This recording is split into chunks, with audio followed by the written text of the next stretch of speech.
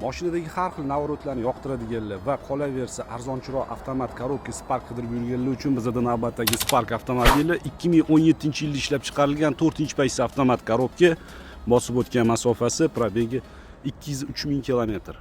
Mashina faqat benzinda yurgan ekan, gaz umuman o'rnatilmagan ekan. O'zi bu kam benzin yoqadigan mashina, bor yo'g'i 7-8 litr, bunga gaz ham shart emas. Texnik holat ideal holatda, hech qanaqa rasxodi, hech qanaqa ishlari yo'q. Navorotlariga keladigan bo'lsak, Cobalt diskalar taqib qo'yilgan, balonlari holati yaxshi holatda, farali qanaqadir chiroyli qilib qo'yilgan ekan. Saloni juda ham akkuratli holatda, plastmassalar qirilib ketmagan, yaxshi chexol poligi bor, Malibu 2 rul o'rnatilgan, Malibu 2 bar o'rnatilgan, video registrator, monitor, signalizatsiya Magicar, xullas ancha-muncha mayda-chuyda narsalar ham bor ekan. Akkuratniy, приятный salon. Kraskasiga keladigan bo'lsak, oldi o'ng krilosi yuzaki sepilgan, eshigida kichkina pitnosi bor, mana shu joyda, ichiga o'tmagan va bagaj qopqog'ida mana shu joyda Spark yozuvining oldida shapalodi bir qarish pitnosi bor, bu ham ichiga o'tmagan. Shofyor eshigida mana shunaqa kichkina shrami bor ekan, shrami ukrashayt Spark deyisharmidi.